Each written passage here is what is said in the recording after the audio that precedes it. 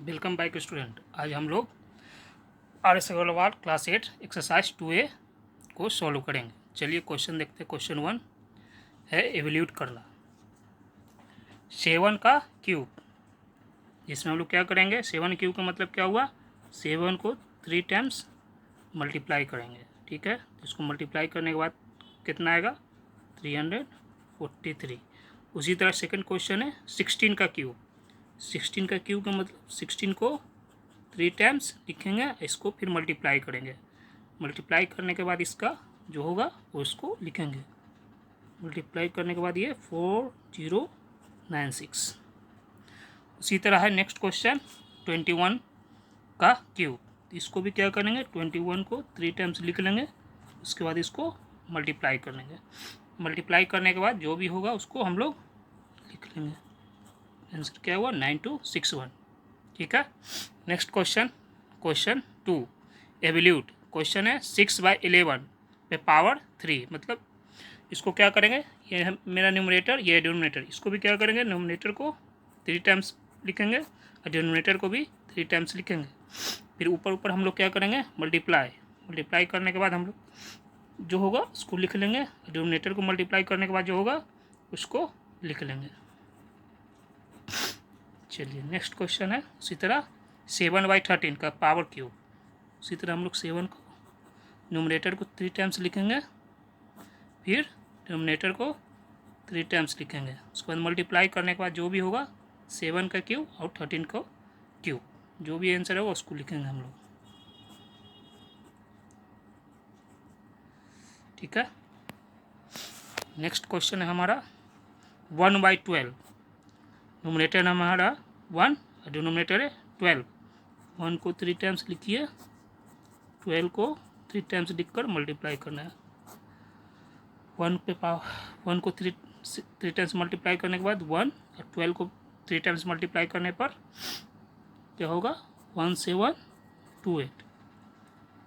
देखिए फिर next question है 1/3 3 पे पावर 3। तो इसको पहले हम लोग क्या करें, मिक्स फ्रैक्शन को फ्रैक्शन में करेंगे। 3 3 जा 9, 9 + 1 10/3। पहले इसको सिंपली इसको कन्वर्ट कर देंगे, उसके बाद इसका जो जो लिखा हुआ है, न्यूमरेटर 10 है, 10 को 3 टाइम्स लिखेंगे, डिनोमिनेटर क्या है 3 है, इसको 3 3 मल्टीप्लाई करेंगे तो आंसर क्या हुआ, 1000 डिवाइडेड बाय 327। इसको फिर हम लोग क्या करेंगे, मिक्स फ्रैक्शन में कन्वर्ट करेंगे।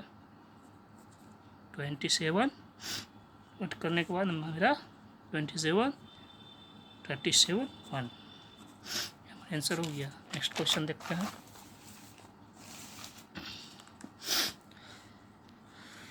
क्वेश्चन है हमारा which of the following numbers are perfect cubes, in each case find the number whose cube is the given number.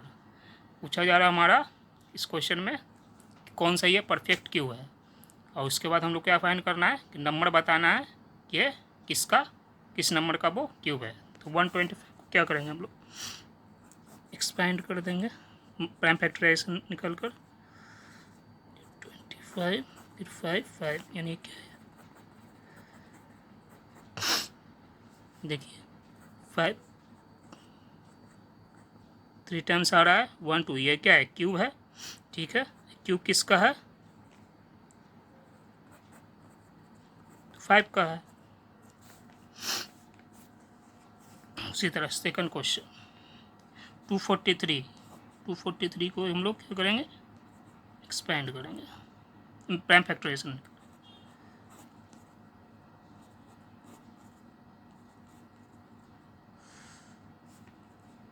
3 3 3 3। देखिए एक तो क्यूब बन रहा है, लेकिन ये दूसरा वाला क्यूब नहीं बन रहा है, तो ये क्या हुआ, ये नंबर क्या है, एक क्यूब नंबर नहीं है। ठीक है, इसको इसी तरह छोड़ देंगे, 343 लिख देंगे, this is not a perfect cube, perfect cube. 343 को निकालेंगे, 3 से 1 1 नहीं, 3 से नहीं कटेगा, ये 7 से कटेगा, 49 7।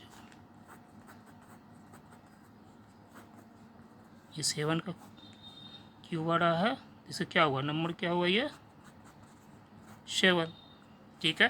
ये क्या हुआ, 7 का क्यूब हुआ। उसी तरह 256 को चेक करेंगे।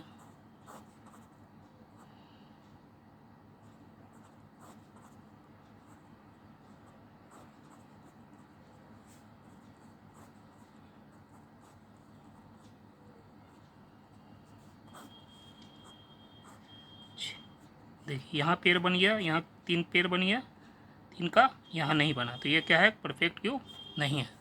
उसी तरह 800, देखिए इसको क्या लिख सकते हैं, 8 को 2 × 2 3 टाइम्स, 0 को क्या लिख सकते हैं 10 टाइम्स, क्या है 20 का एक ये क्यूब बना रहा है, ये 2 का क्यूब बना रहा है, और 10 का, सिंपली क्या हो गया, ये 20 का क्यूब है, यानी क्यूब किसका, ये 20 का।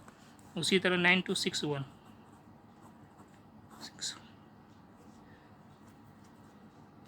3 से इसको डिवाइड करेंगे,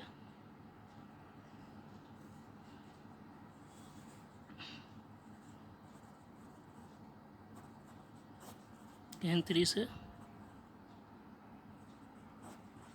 3 4 3, फिर 7 से 49, फिर 7 से 7, ये देखिए 3 3, यानी ये कितना 3 × 7, यानी ये 21 का क्यूब है, तो ये 21 हो गया, ये 5324।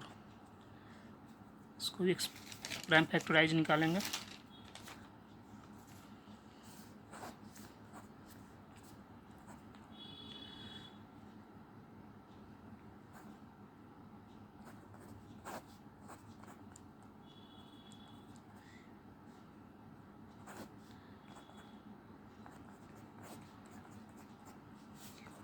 कि 2 का तो पेयर नहीं बना, एक 11 का बना है, 2 का नहीं बना है, इसलिए क्यूब रूट नहीं होगा, क्यूब नहीं होगा नंबर। 3375 1 1 25, 3 से 3 3 जा 9 7 5, फिर 3 से काटेंगे 2 5, 5 से काटेंगे 25, यानी 3 का बन रहा है 5 का, तो ये नंबर कितना है 15 का क्यों गया, आंसर क्या होगा 15। Next question, which of the following are the cubes of the even number. इसमें से हमको बताना है कि ये नंबर, which are the following are the cubes of the even number, ये क्यूब जो है ये किसका, इवन नंबर का है कि नहीं। देखिए लास्ट में इसका क्या है, इस नंबर का 216 में लास्ट 6 है, तो क्या है, इवन नंबर होगा, ये इवन नंबर का क्यूब होगा, तो इवन लिखेंगे। इसी तरह इसमें देखिए 7 to 9, इसमें 9 है लास्ट में, तो क्या है, ये इवन नंबर है 9 नहीं, तो ये इवन नंबर नहीं है। इसको देखिए इसके 512 में लास्ट में 2 है, तो क्या हुआ, ये लास्ट नंबर इसका 2 है, तो क्या है, ये इवन नंबर है, तो हाँ ये इवन नंबर का क्यूब है।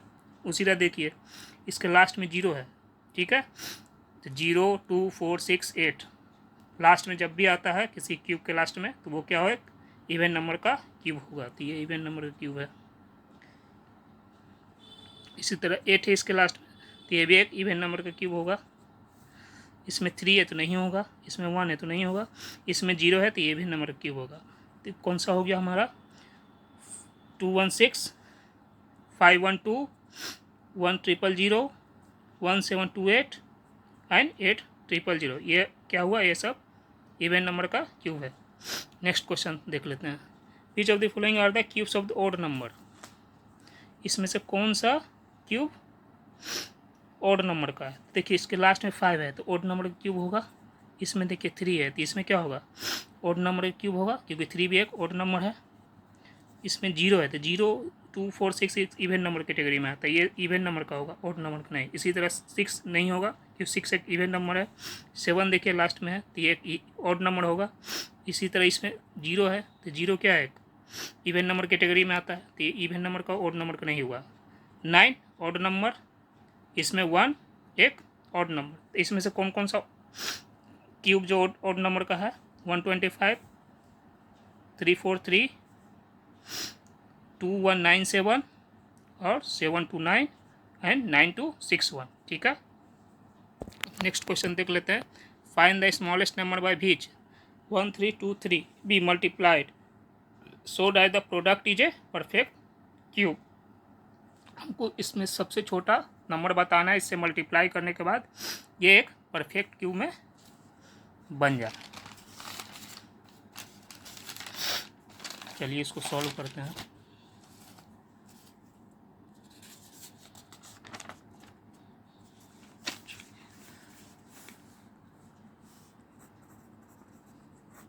पहले इसको प्राइम फैक्टर निकालेंगे।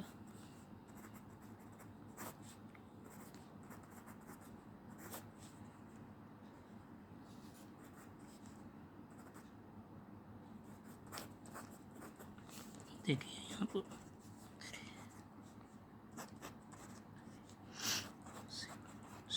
देखिए 3 अपना पेयर बना रहा है, 7 में एक 7 होता तो ये क्यू बना लेता, 7 का भी क्यू हो जाता है। इसमें क्या होगा, स्मॉलेस्ट नंबर बताना था इसमें कि जो मल्टीप्लाई करने पर एक परफेक्ट क्यूब रहता है। 7 से हम इसको अगर मल्टीप्लाई कर देंगे तो यहाँ पर क्या होगा, ये परफेक्ट क्यूब बन जाएगा नंबर। ठीक है, तो ये हमको पूछा ये कौन से नंबर से मल्टीप्लाई करेंगे, तो इसका आंसर क्या होगा 7। उसी तरह next question, find the smallest number bye beach 2560 should be multiply so that the product is a perfect cube. उसमें छोटा सा नंबर बताना है, 2560 से मल्टीप्लाई करने के बाद वो नंबर क्या बन जाए, एक परफेक्ट क्यूब। ठीक है, तो हम सॉल्व करते हैं इसको। पहले क्या करेंगे, इसका प्राइम फैक्टर निकालेंगे।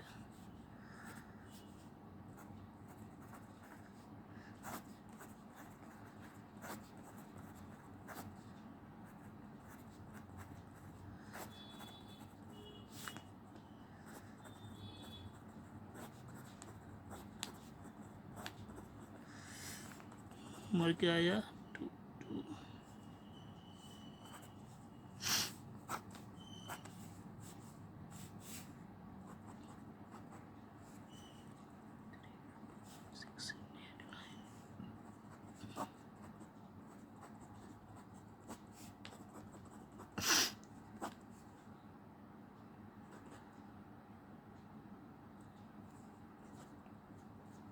देखिए यहाँ पर क्या हुआ, 2 का फर्स्ट पेयर,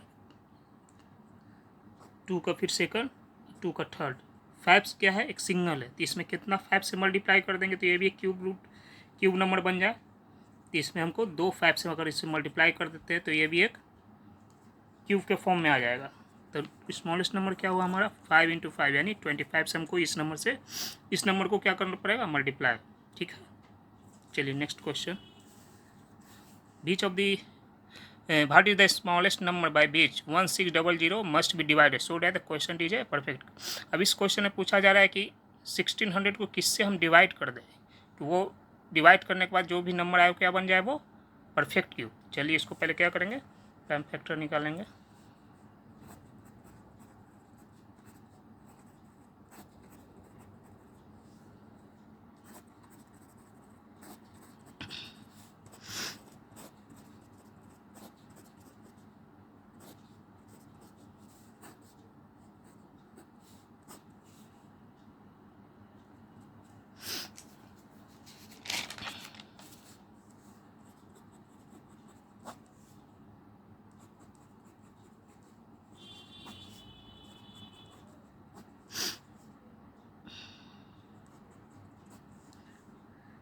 देखिए 2 एक परफेक्ट क्यूब के फॉर्म में, सेकंड वाला भी 2 परफेक्ट क्यूब के फॉर्म में, क्या 5 × 5 परफेक्ट क्यूब फॉर्म में है, नहीं। तो इसलिए क्या करना होगा, इस नंबर को अगर हम डिवाइड कर देते हैं तो क्या होगा, ये एक परफेक्ट क्यूब के फॉर्म में आ जाएगा। ठीक है, तो क्या होगा हमारा स्मॉलेस्ट नंबर जिसको डिवाइड करने पर क्या होगा, 25। ठीक है, जो क्वेश्चन बचेगा क्या होगा, परफेक्ट क्यूब नंबर होगा। ठीक है, तो इसमें आंसर क्या होगा, 25। उसी तरह नेक्स्ट क्वेश्चन देखते हैं, find the smallest number by which 8788 must be divided so the question is a perfect. उसी तरह हम लोग क्या करेंगे, नेक्स्ट क्वेश्चन इसको भी प्राइम फैक्टर निकालेंगे। ठीक है ना,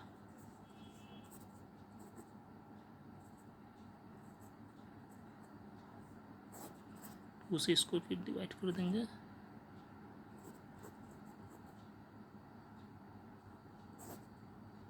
टू से 3 से नहीं, 4 नहीं, 13।